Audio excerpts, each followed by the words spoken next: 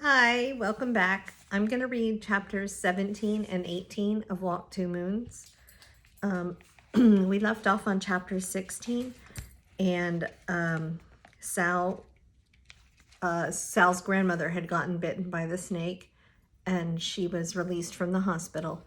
So they are now still on their road trip back, heading to Lewiston, Idaho to see the mom.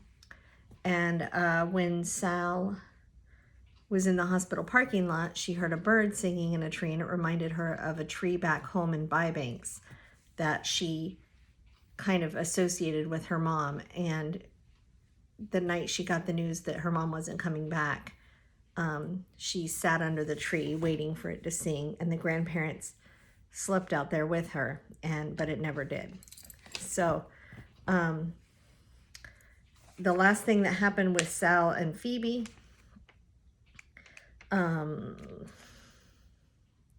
was that she thought that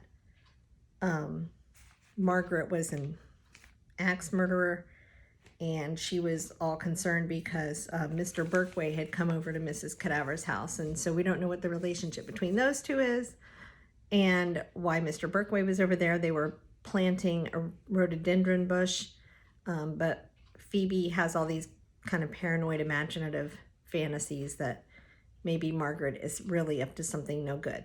So we will find out. Chapter 17, In the Course of a Lifetime, begins on page 95. A few days after Phoebe and I had seen Mr. Berkway and Mrs. Cadaver whacking away at the rhododendron, I walked home with Phoebe after school. She was as crotchety and sullen as a three-legged mule, and I was not quite sure why. She had been asking me why I had not said anything to my father about Mrs. Cadaver and Mr. Berkway, and I told her that I was waiting for the right time. Your father was over there yesterday, Phoebe said. I saw him. He'd better watch out. What would you do if Mrs. Cadaver chopped up your father? Would you go live with your mother? It surprised me when she said that, reminding me that I had told Phoebe nothing about my mother. Yes, I suppose I would go live with her. That was impossible, and I knew it. But for some reason, I could not tell Phoebe that, so I lied. Phoebe's mother was sitting at the kitchen table when we walked in. In front of her was a pan of burned brownies. She blew her nose. Oh, sweetie, she said, you startled me. How was it? How was what? Phoebe said. Why, sweetie, school, of course. How was it? How were your classes? Okay. Just okay. Mrs. Winterbottom suddenly leaned over and kissed Phoebe's cheek. I'm not a baby, you know, Phoebe said, wiping off the kiss. Mrs. Winterbottom stabbed the brownies with a knife. Want one? She asked. They're burned, Phoebe said. Besides, I'm too fat. Oh, sweetie, you're not fat, Mrs. Winterbottom said. I am. No, you're not. I am, Phoebe shouted at her mother. You don't have to bake things for me. I'm too fat, and you don't have to wait here for me to come home. I'm 13 now. Phoebe marched upstairs. Mrs. Winterbottom offered me a brownie, so I sat down at the table. What I started doing was remembering the day before my mother left. I did not know it was to be her last day home. Several times that day, my mother asked me if I wanted to walk up in the fields with her. It was drizzling outside, and I was cleaning out my desk, and I just did not feel like going. Maybe later, I kept saying. When she asked me for about the 10th time, I said, No, I don't want to go. Why do you keep asking me? I don't know why I did that. I didn't mean anything by it, but that was one of the last memories she had of me, and I wish I could take it back. Phoebe's sister, Prudence, stormed into the house, slamming the door behind her. I blew it. I just know it, she wailed. Oh, sweetie, her mother said. I did, Prudence said. I did. Mrs. Winterbottom half-heartedly chipped away at the burned brownies and asked Prudence if she would have another chance at cheerleading tryouts. Yes, tomorrow, but I know I'm going to blow it. Her mother said, Maybe I'll come along and watch. I could tell that Mrs. Winterbottom was trying to rise above some awful sadness she was feeling, but Prudence couldn't see that. Prudence had her own agenda, just as I had had my own agenda. That day my mother wanted me to walk with her. I couldn't see my own mother's sadness. What? Prudence said. Come along and watch? Yes, wouldn't that be nice? No, Prudence said. No, no, no, you can't. It would be awful. I'm going to pause here. So we have a couple of things going on. Phoebe was in a really grouchy mood walking home, and then it seems like she kind of took it out on her mother when she got home. The mother, Mrs. Winterbottom, is clearly upset about something because she's kind of blowing her nose. She baked some brownies. She's sort of like half-heartedly chipping away at them. She's trying to reach out to her daughters to ask Phoebe how was school. Phoebe kind of blows her off, and then she tries to comfort Prudence about the cheerleading tryouts, and Prudence does not want her to come and watch those.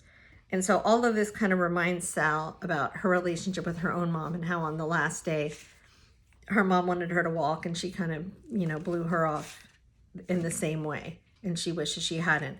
So we also know from this chapter that Sal does know it's impossible for her to go live with her mom, which does seem to indicate also that the mom has passed away. But again, the author is ambiguous or unclear about it. We're not really sure yet. Okay, but she doesn't want to talk about it with Phoebe, whatever the situation is. Okay, so let's pick back up on page 98. I heard the front door open and shut, and Phoebe came in the kitchen waving a white envelope.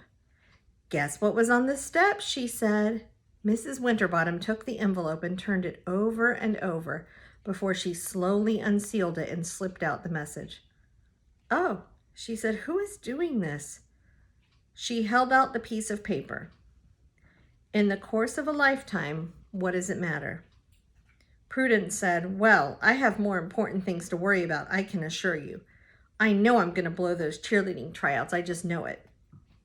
On and on she went until Phoebe said, Cripes, Prudence, in the course of a lifetime, what does it matter? At that moment, it was as if a switch went off in Mrs. Winterbottom's brain. She put her hand to her mouth and stared out the window. She was invisible to Prudence and Phoebe, though. They did not notice. Phoebe said, are these cheerleading tryouts such a big deal? Will you even remember them in 5 years? Yes, Prudence said, I most certainly will. How about 10 years? Will you remember them in 10? Yes, Prudence said. As I walked home, I thought about the message. In the course of a lifetime, what does it matter? I said it over and over. I wondered about the mysterious messenger, and I wondered about all the things in the course of a lifetime that would not matter.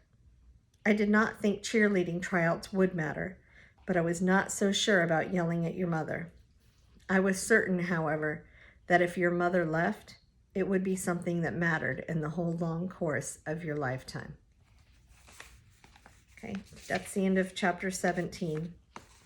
So I like that saying, in the course of a lifetime, what does it matter? Because it kind of makes you think about what is actually important to spend your time and your energy and your emotions on, and what might not be important. And I try to remember that when I get upset about something, little or trivial that I'm frustrated with, that it might be something bothering me right then, but in the course of not even a lifetime, in the course of 2 weeks, is it going to matter? In the course of a month, are you even still going to remember it? So to try and focus your energy on things that will matter in the future. And so clearly she has some guilt still about the way she left things with her mother. So we're going to read chapter 18, The Good Man. It starts on page 100. Okay, and you remember that Sal had referred to her dad as a good man, and that there was a whole scene where the mom felt inadequate or maybe not good enough for the father because he was so good. She didn't feel like she could live up to that. So you can make a prediction that this chapter is probably going to be about him. So it starts on page 100. I should mention my father. When I was telling Phoebe's story to Gram and Gramps, I did not say much about my father. He was their son, and not only did they know him better than I, but as Gram often said, he was the light of their lives. They had 3 other sons at one time, but one son died when a tractor flipped over on him.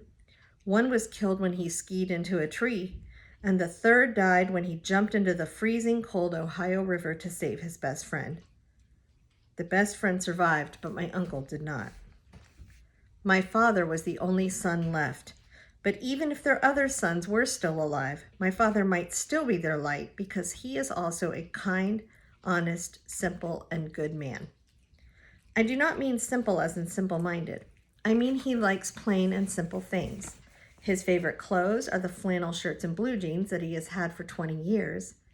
It nearly killed him to buy white shirts and a suit for his new job in Euclid. He loved the farm because he could be out in the real air, and he wouldn't wear work gloves because he liked to touch the earth and the wood and the animals. It was painful for him to go to work in an office when we moved. He did not like being sealed up inside with nothing real to touch. So when the dad clearly preferred Bybanks with its natural, the natural area for him to work in and walk around, and the farm, it makes you see that he must have felt really upset to want to leave, to feel like Sal's mom was haunting him in that place and he couldn't stay there even though he loved it so much. We'd had the same car, a blue Chevy, for 15 years. He couldn't bear to part with it because he had touched and repaired every inch of it. I also think he couldn't bear the thought that if he sold it, someone might take it to the junkyard. My father hated the whole idea of putting cars out to pasture. Putting something out to pasture means like getting rid of it. He often prowled through junkyards, touching old cars and buying old alternators and carburetors just for the joy of cleaning them up and making them work again. My grandfather had never gotten the hang of car mechanics. Remember how he ripped those hoses out of that lady's car, or the snakes as he called them? And so he thought my father was a genius. My mother was right when she said my father was good. He was always thinking of little things to cheer up someone else. This nearly drove my mother crazy because I think she wanted to keep up with him, but it was not her natural gift like it was with my father. He would be out in the field and see a flowering bush that my grandmother might like, and he would dig the whole thing up and take it straight over to Graham's garden and replant it. If it snowed, he would be up at dawn to trek over to his parents' house and shovel out their driveway. If he went into town to buy supplies for the farm, he would come back with something for my mother and something for me. They were small things, a cotton scarf, a book, a glass paperweight. But whatever he brought, it was exactly what you would have picked out for yourself. I had never seen him angry. "Sometimes I don't think you're human," my mother told him. It was the sort of thing she said just before she left. And it bothered me because it seemed as if she wanted him to be meaner, less good. 2 days before she left, when I first heard her raise the subject of leaving, she said, "I feel so rotten in comparison." "Sugar, you're not rotten," he said. "See," she said, "see, why couldn't you at least believe I'm rotten?" "Because you're not," he said. She said she had to leave in order to clear her head and to clear her heart of all the bad things. She needed to learn about what she was. "You can do that here, Sugar," he said. "I need to do it on my own," she said. "I can't think. All I see here is what I am not. I am not brave. I am not good, and I wish someone would call me by my real name. My name isn't Sugar, it's Chan Hassan." She had not been well. She had had some terrible shocks, it is true, but I did not understand why she could not get better with us. I begged her to take me with her, but she said I could not miss school, and my father needed me, and besides, she had to go alone. She had to. I thought she might change her mind or at least tell me when she was leaving, but she did neither of these things. She left me a letter which explained that if she said goodbye, it would be too terribly painful and it would sound too permanent. She wanted me to know that she would think of me every minute and that she would be back before the tulips bloomed. But of course, she was not back before the tulips bloomed. It nearly killed my father after she left, I know it, but he continued on doing everything just as before, whistling and humming and finding little gifts for people. He kept bringing home gifts for my mother and stacking them in a pile in their bedroom. On the day after he found out she wasn't returning, he flew to Lewiston, Idaho, and when he came back, he spent 3 days chipping away at the fireplace hidden behind the plaster wall.